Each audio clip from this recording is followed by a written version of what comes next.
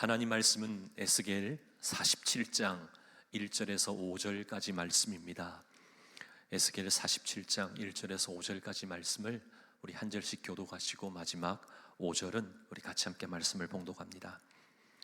그가 나를 데리고 성전 문에 이르시니 성전의 앞면이 동쪽을 향하였는데 그 문지방 밑에서 물이 나와 동쪽으로 흐르다가 성전 오른쪽 제단 남쪽으로 흘러내리더라. 그가 또 나를 데리고 북문으로 나가서 바깥길로 꺾여 동쪽을 향한 바깥문에 이르시기로 본즉 물이 그 오른쪽에서 스며 나오더라.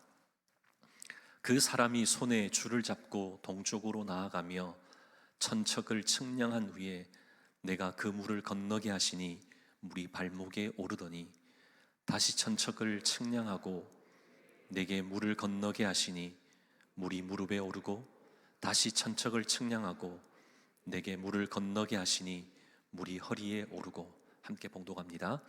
다시 천척을 측량하시니 물이 내가 건너지 못할 강이 된지라. 그 물이 가득하여 헤엄칠 만한 물이요 사람의 능히 건너지 못할 강이더라. 아멘. 살아계신 하나님 말씀입니다. 요즘 연일 뉴스를 보면 전 세계적으로 물이 부족하고 또 가뭄으로 인해서 강이 말라간다라고 하는 그런 우리 뉴스를 쉽게 접하게 되죠. 그 여파로 발전소도 그렇게 중단되는 사태가, 또 전기가 부족하게 되는 그런 일들이 우리 곳곳에 일어나게 되었다는 겁니다. 물에 대한 심각성과 중요성이 부각되는 그런 기사고 그런 뉴스이죠. 우리나라 조국 대한민국도 1980, 90년대만 해도, 아니 그 이전 말할 것 없죠. 곳곳에 물이 풍족했습니다. 물도 가는 곳곳마다 너무나 깨끗하고 너무나 좋았죠. 그 시절에 저도 학교를 다녔는데요, 제가 중학교 1학년 때 과학 선생님이 수업 시간에 하셨던 말이 아직도 기억에 남아 있습니다. 그 당시 물이 너무나 귀하고 너무나 흔하고 너무나 깨끗하고 좋았죠. 근데 이 너무나 흔하고 깨끗한 이 물을 지금은 너무나 풍족하기에 값어치를 잘 모르지만 이것을 제대로 관리하지 못했을 때는 언젠가는 기름보다 이 물이 비싸질 때가 온다, 이렇게 과학쌤이 이야기하셨습니다. 근데 40년이 지난, 훨씬 지난, 아주 오래전에 했던 말이지만 현재는 어떻습니까? 실제로 물이 기름보다 비싼 현실이지 않습니까? 또 그 값어치는 상상 이상이죠. 왜 그렇습니까? 왜 이렇게 된 겁니까? 물이 우리의 생명과 우리의 삶과 너무나 연관이 되고 직결되기 때문이라는 것이죠. 깨끗하고 풍족한 그 물이 오늘날 너무나 필요하고 너무나 소중하게 되었다는 겁니다. 그러다 보니 물은 생명이라 이렇게 말할 정도로 물의 중요성들을 서로 부각하고 일깨우고 있는 것이죠. 그런데 이 물에 대한 이 말씀이 성경 곳곳에서도 나온다는 겁니다. 마라의 쓴 물이 단물로 바뀌는 그런 역사도, 반석에서 물이 나오고 홍해가 갈라지고 물이 포도주로 변하고 무리를 걷는 이런 기적의 말씀 모두가 다 어떻습니까? 물과 관련된 그런 말씀이라는 거죠. 심지어 오늘 우리가 함께 봉독한 말씀도 물과 관련되어 있는 말씀입니다. 에스겔 선지자가 환상 가운데 본 그 물의 환상이었죠. 근데 여기서 말하는 이 물은 우리가 알고 있는 H2O, 그냥 일반적인 우리가 흔히 접하는 그런 물이 아니라는 겁니다. 어떤 의미를 품고 있는 그런 물이라는 것이죠. 하나님이 말씀하시고자 하는 의미가 담겨 있는 그 물이 오늘 성경에서 에스겔을 통해 환상으로 보여주셨던 바로 이 물에 대한 말씀이라는 겁니다. 그러면 에스겔이 본 이 물의 환상이 나오는 물은 어떤 물입니까? 이 물이 의미하는 바는 생명의 물이라는 것이죠. 곧 성령의 은혜를 의미합니다. 이 의미에 관해서는 요한복음 4장과 7장 말씀을 보면 더 확실하게 알 수 있습니다. 요한복음 4장에 보면 예수님께서 사마리아 수가성에 이르게 되죠. 그 이르게 되었을 때 우물가에 물을 기르러 나왔던 한 여인을 만나 그 여인과 대화를 나누십니다. 근데 그 대화의 마지막 부분을 보면 예수님이 이 여인에게 뭐라고 말씀하십니까? 요한복음 4장 13절 14절 말씀을 보면 이 물을 마시는 자마다 다시 목마르려니와, 이 물이 뭐죠? 우물물이잖아요. 그 우물물을 마시는 자마다 다시 목마르겠지만 내가 주는 물을 먹는 자는 영원히 목마르지 아니하리니 내가 주는 물은 그 속에서 영생하도록 솟아나는 샘물이 되리라. 이게 무슨 말씀입니까? 예수님 자신이 영원히 목마르지 않는 생수다, 이 사실을 선언하고 선포하시는 거잖아요. 이 의미를 요한복음 7장 38절에서는 좀 더 구체적으로 우리에게 말씀합니다. 나를 믿는 자는 그 배에서 생수의 강이 흘러 나오리라. 예수님이 말씀하시는 배에서 생수의 강이 흘러나온다, 이 배라는 게 뭡니까? 이것은 그 당시 히브리적인 사고로 보면 쉽게 이해가 되죠. 히브리적인 사고의 표현입니다. 그러니까 우리 심령 깊은 곳, 하나님의 영이 거하는 우리 몸의 그 지성소, 속 사람을 의미하는 겁니다. 하나님의 생명으로 거듭난 영혼을 의미하는 것이죠. 그러기에 예수님을 믿어 거듭난 영혼, 그 심령에게는 영원히 목마르지 않는 하나님의 생명이 넘쳐 흐른다는 겁니다. 계속해서 그 다음 구절인 요한복음 7장 39절 말씀을 보면 배에서 흘러나온 그 생수가 뭐라고 말씀합니까? 예수님께서는 성령이라고 말씀합니다. 성령님이 우리의 마음 심령 깊은 곳에 임하면 절대로 마르지 않고 넘쳐 흐르는 하나님의 은혜가 되게 하시겠다, 이런 약속의 말씀이었던 것이죠. 그러기에 오늘 말씀에 나오는 물, 이것은 성전으로부터 흘러나오는, 그리고 곳곳으로 흐르는 곳마다 회복되고 다시금 살아나는 그 역사를 일으키는 생명의 물, 생수의 강, 다름 아닌 성령의 은혜였다는 겁니다. 성령의 은혜가 흘러넘쳤다는 그 환상의 메시지였다는 것이죠. 그런가 하면 우리 하나님이 왜 에스겔을 통해서 이 환상의 말씀을 보여주신 겁니까? 왜 주신 것이죠? 세 가지 이유 때문입니다. 간략하게 보면요, 하나는, 먼저는 우리 자기 하나님 백성 이스라엘을 위해서 주셨다는 겁니다. 예루살렘과 성전이 회복되는 것, 그것이 이스라엘에게는 큰 위로의 메시지였기 때문인 것이죠. 그 당시 바벨론이 침략해서 모든 것이 다 무너졌습니다. 절대적으로 절망 상황 가운데 있었고 소망의 빛이라고는 전혀 찾아볼 수 없었죠. 고통의 연속이었습니다. 그러한 때 하나님이 이 환상의 말씀을 주신 겁니다. 이 환상의 메시지를 보여주신 것이죠. 그러기에 이 회복의 의미를 담고 있는 이 환상이 절망과 낙심에 빠져있는 이스라엘 백성들에게는 얼마나 큰 위로가 되고 소망이 되었겠습니까? 또 다른 하나의 이유는 구속사적인 그런 의미를 보면 이 환상은 장차 이 땅 가운데 오실 메시아를 통해 하나님 나라가 어떻게 회복되고 또 어떻게 확장되는가, 이런 예언적인 그 의미를 담고 있기에 이 환상을 보여주신 겁니다. 그리고 마지막 세 번째 이유는 과거뿐만이 아니라 오늘의 우리에게도 여전히 유효하고 효력 있는 그런 말씀이기에 이 환상의 말씀을 보여주신 것이죠.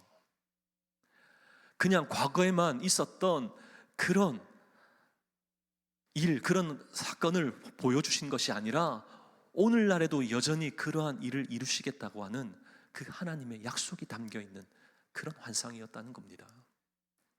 그러게 오늘날의 우리의 삶에도 생수의 강이, 은혜의 강물이 흐르면, 하나님의 생명이, 성령의 은혜가 우리 가운데 역사하게 되면 우리에게도 진정한 회복, 살아남의 역사가 있다는 겁니다. 우리에게 이건 말씀하고 있는 것이죠. 그런가 하면 오늘 말씀을 보시면, 오늘 말씀 1절을 보면 생수의 근원지, 생수가 시작되는 진원지가 어디라고 말씀합니까? 성전이잖아요. 예루살렘 성전입니다. 근데 1절을 보시면 무려 몇 번이나 성전이라고 말씀합니까? 3번이나 반복해서 말씀하시죠. 반복했다는 것은 강조하는 거잖아요. 그러니까 살리는 생명의 물이 어디서부터 흐르기 시작했다는 겁니까? 예루살렘의 성전에서부터. 이것을 좀 더 구체적으로 말씀을 보시면요, 예루살렘 성전 문지방 밑에서부터 흘렀다라고 말씀합니다. 근데 여러분 중에 성지순례를 다녀오신 분들은 더 잘 아시겠지만, 예루살렘을 지리적으로 보면 어떻습니까? 예루살렘은 해발 800m 고원지대에 해당됩니다. 높은 곳에 있습니다.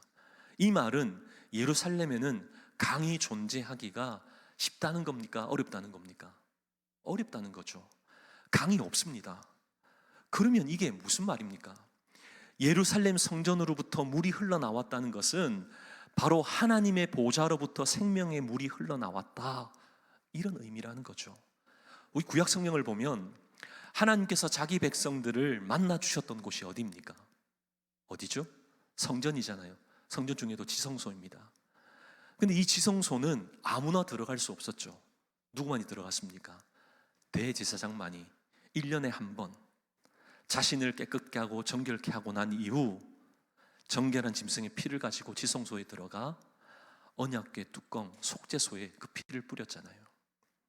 이 속죄소가 바로 하나님의 임재, 하나님 보좌를 상징하지 않습니까?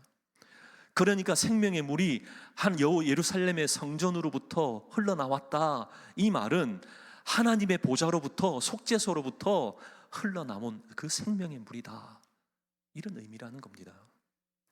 이 의미에 대해서 좀 더 알려고 하면 요한계시록 22장을 보면 조금 더 구체적으로 알 수 있습니다. 요한계시록 22장 1절 2절 말씀을 보면 뭐라고 표현하고 있습니까? 수정같이 맑은 생명수의 강이 내게 보이니 하나님과 및 어린 양의 보좌로부터 나와서 길 가운데로 흐르더라. 이게 무슨 의미입니까?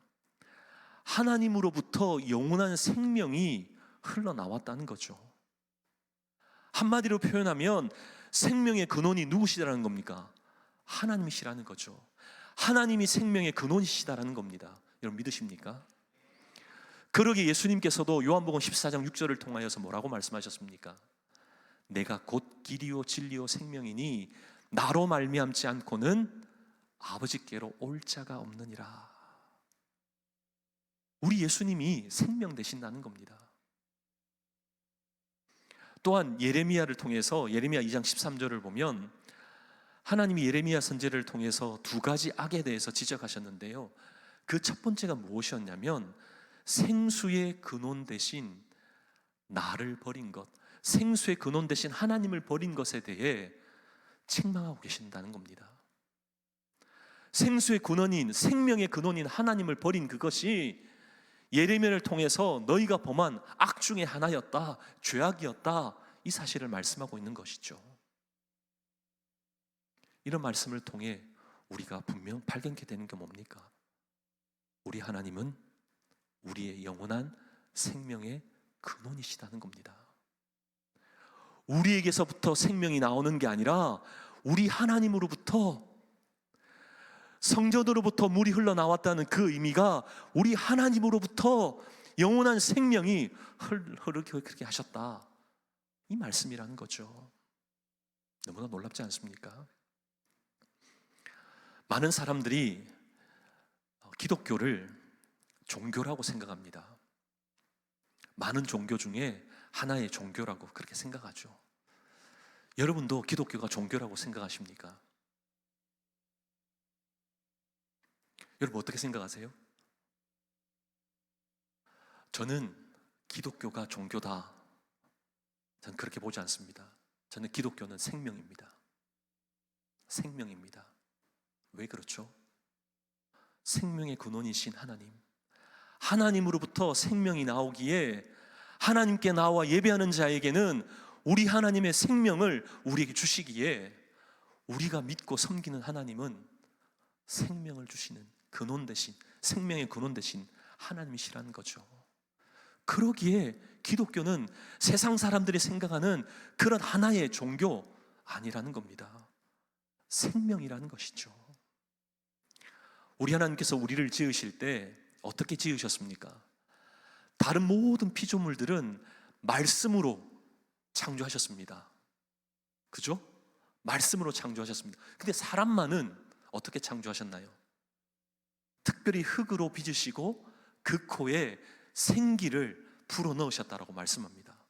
그러기에 생명, 살아있는 영이 되었다라고 말씀하죠. 다른 말로 얘기하면 하나님의 영을, 하나님의 생명을 가진 존재가 저와 여러분이라는 겁니다. 근데 이러한 생명을 가졌던 우리가 엄밀히 말하면 첫사람이 아담과 하와가 하나님 앞에서 범죄함으로 어떻게 됐습니까? 그 영이 죽게 되었다는 거죠. 생명의 근원이신 하나님과의 단절이 그때부터 시작되었다는 겁니다. 이게 영적인 죽음이죠. 그러기에 모든 사람은 생명의 근원이신 하나님과 단절된 상태에서, 아담 이후에 출생하는 모든 사람은 하나님과 단절된 상태에서 태어난다는 겁니다. 영적으로 죽어 있을 뿐만 아니라 육적으로도 곧 죽게 되는 그 상태로 이 땅 가운데 태어난다는 것이죠. 이게 무슨 말입니까? 이제는 더 이상 그 누구도 하나님의 보좌로부터, 하나님으로부터 공급되어는 생명의 물, 생수를 마실 수가 없게 되었다, 그런 의미라는 겁니다. 그런데요, 우리 하나님은 이런 상황을, 이런 상태에 있는 우리를 그냥 내버려 두지 않으셨죠. 어떻게 이 문제를 해결하셨습니까? 우리를 너무나 사랑하셔서 당신의 하나뿐인 아들 예수 그리스도를 이 세상에 보내시고 십자가에 못 박혀 죽게 하심으로 화목제물이 되게 하셔서 한 번에, 그리고 영원히 우리에 있는 그 문제를 해결해 주셨다는 겁니다. 할렐루야. 십자가에 못 박혀 죽으심으로 죄로 인해 끊어졌던 그 하나님과의 단절된 그 상태를 우리 하나님이 다시금 회복하셨다는 겁니다. 다시금 보좌로부터 흘러나오는 그 생수를 우리가 맛볼 수 있도록 그 길을 열어주셨다는 것이죠. 그러기에 오늘 말씀에 그 의미들을 내포하고 있기에 1절 말씀을 통해서 성전 문지방 밑에서부터 그 물이 흘러나왔다 말씀하고 있는 겁니다.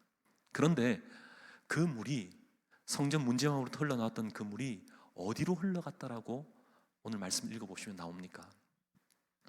하나님의 보좌로부터 흘러나왔던 물이 동쪽으로 흐르다가 제단 남쪽으로, 그리고 북쪽으로, 다시금 동쪽으로 성전을 돌아서 흘러갔다는 겁니다.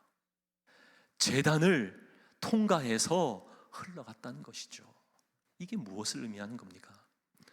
구약에서 하나님께 제사를 드릴 때 제물을 죽여서 각을 떠서 번제로 불을 태워서 드렸죠. 그 드렸던 곳이 어디입니까? 제단입니다. 이 제단이라는 것은, 제단을 통과해서 흘러갔다라는 말은 제단에서 드려진 희생 제물을 통해서 죄 사함을 덧입게 되었다는 그 의미가 담겨 있는 것이죠. 이것이 신약에 와서는 예수 그리스도가 십자가에 죽으심으로 제단에서 드려진 희생 제물, 예수님 스스로가 희생 제물이 되심으로 우리에게 죄 사함을 덧입게 해 주셨다, 이 말씀이라는 겁니다. 여러분, 너무나 놀랍지 않습니까? 십자가에서 예수님이 죽으심으로 우리에게는 완전한 죄사함의 은혜가 주어진 줄 믿습니다. 그러게 오늘 이 자리를 떠나셔도 여러분 머릿속에 꼭 담고 기억하셔야 될 말씀이 무엇입니까? 예수님의 십자가가 있었기에 우리는 하나님으로부터, 그 보좌로부터 흘러나오는 영원한 생명의 그 생수를 맛볼 수 있게 되었다는 겁니다. 그뿐만이 아니죠.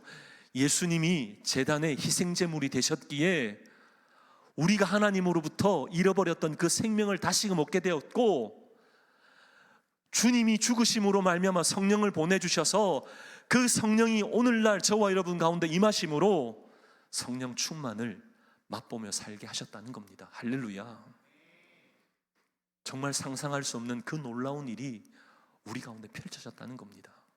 이 짧은 말씀 속에, 에스겔이 본 이 환상 속에 이 메시지를 담아두셨다는 것이죠. 너무나 놀랍고 감사하지 않습니까? 그런가 하면 오늘 말씀 1절과 8절과 9절 말씀을 보면 계속적으로 반복되는 말이 나오죠. 그 말이 뭡니까? 흐른다, 흘러내린다. 이게 무슨 말입니까? 물의 특징에 대해서 말씀하고 있잖아요. 물은, 강은 흐른다는 겁니다. 흘러내려간다는 겁니다. 어느 한 곳에 머물지 않고 끊임없이 낮은 곳으로 흐른다는 것이죠. 그러기에 물은 낮은 곳으로 흐를 때 살아있는 물이 되고 생명을 살리는 물이 된다는 겁니다. 멈추면, 고여 있으면 살아있는 물 아니죠. 고여 있으면 썩고 냄새나는 죽은 물, 늪이 된다는 겁니다.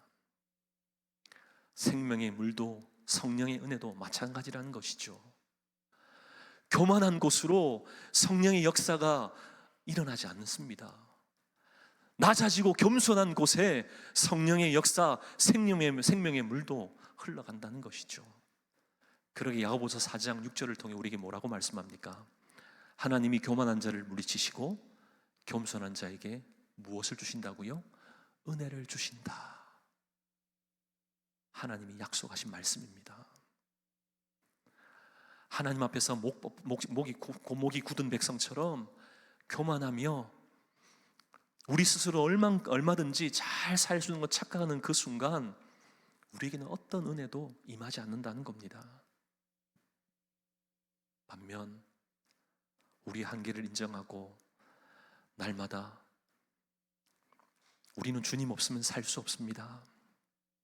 날마다 주님을 의지하고 주님 앞에 엎드린 그 심령에게 우리 하나님은 생명을 우리에게 공급해 주신다는 겁니다. 성령의 은혜의 역사도 낮아지는 사람, 겸손한 사람에게 임한다는 것이죠.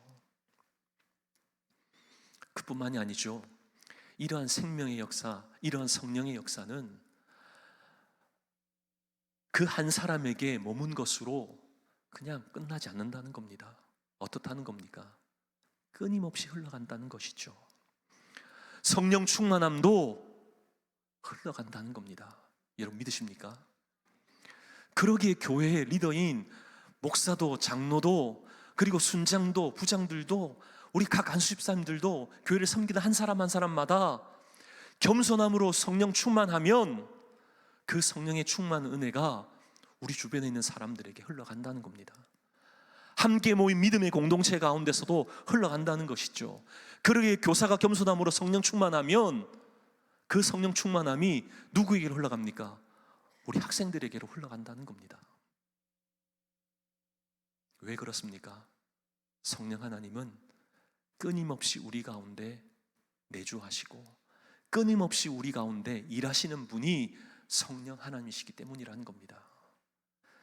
그러기에 성령 충만이라는 것, 그냥 엑스터시한 그런 느낌, 그런 감정, 이것으로 여러분 생각하시면 안 되는 거죠. 성령 충만이라는 것은 물이 흐르는 대로 성령대로 성령에 따라 흘러가는, 성령에 사로잡힌 사람이 바로 성령 충만한 사람이라는 것이죠.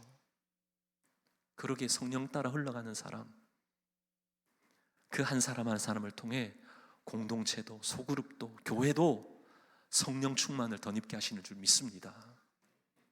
계속해서 오늘 말씀 1절 이후에 2절부터 5절 말씀을 쭉 보시면 물의 깊이에 대해서도 말씀하고 계시잖아요. 예루살렘 성전 문지방에서 흘러나왔던 그 물이 점점 불어나기 시작했다는 거죠. 처음에 목격했을 때는 2절을 보시면 스며 나오는 정도라고 말씀하죠. 그런데 3절에서는요, 천척을 측량한 후에 오늘날 단위로 한 사람 약 500m 정도를 그렇게 측량한 그 이후에 그 깊이가 발목 정도였다는 겁니다. 그 다음 4절을 보면요, 무릎 정도였고 이어서 어디까지 찼다는 겁니까? 허리 정도까지 찼다는 거죠. 그리고 마지막 5절을 보면요, 건너지 못할 강, 헤엄칠 만한 물이 되었다는 겁니다. 이게 무엇을 의미하는 말씀일까요?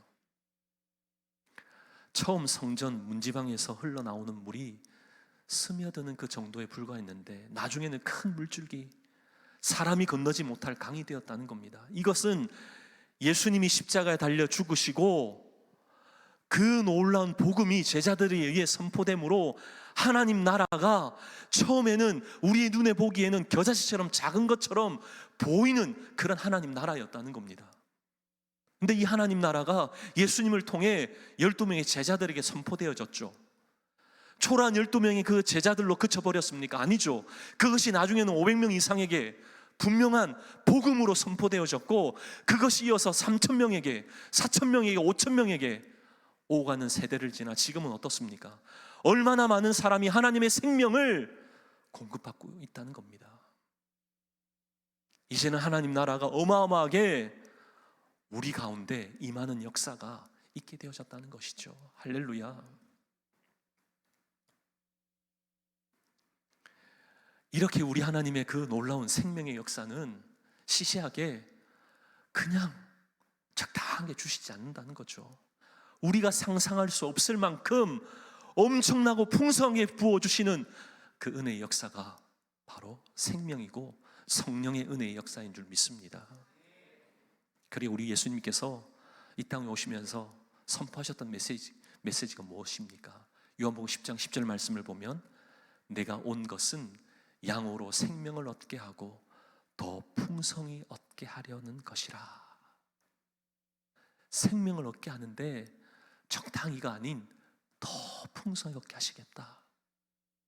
이게 예수를 통한 우리 하나님의 놀라운 구원의 역사이고 하나님의 놀라운 약속의 메시지였다는 것이죠. 하나님의 보좌로부터 흘러나온 그 물, 스며드는 정도였지만 그러나 그 나중은 어떠했습니까? 흘러 차고 넘쳐 큰 강, 헤엄치는 강이 되었다는 것이죠. 성령의 충만함도 이와 같은 줄 믿습니다. 그렇다면 우리 하나님이 이 말씀으로 우리에게 약속하신다면 여러분 이 말씀 지금 우리의 심령에 새기고 이 말씀의 축복의 은혜를, 이 회복의 은혜를 저와 여러분이 맛보아야 하지 않겠습니까? 여러분 이런 말이 있습니다. 하나님의 달력에는 오늘이라는 말이 적혀 있고 마귀의 달력에는 내일이라는 말이 적혀 있다. 하나님의 달력에는 오늘이라는 말이 존재하지만 마귀의 달력에는 내일이라는 말로 가득 차 있다는 겁니다. 이게 무슨 말입니까? 마귀는 하지 말라라고 이야기하지 않고 내일 하라는 겁니다. 기도도 언제 하라고요? 내일. 봉사도 내일. 성령 충만 받는 것도 내일 하라는 겁니다. 절대로 하지 말라라고 이야기하지 않는다는 겁니다. 내일. 그러나 성령 하나님은 어떻게 하신다고요?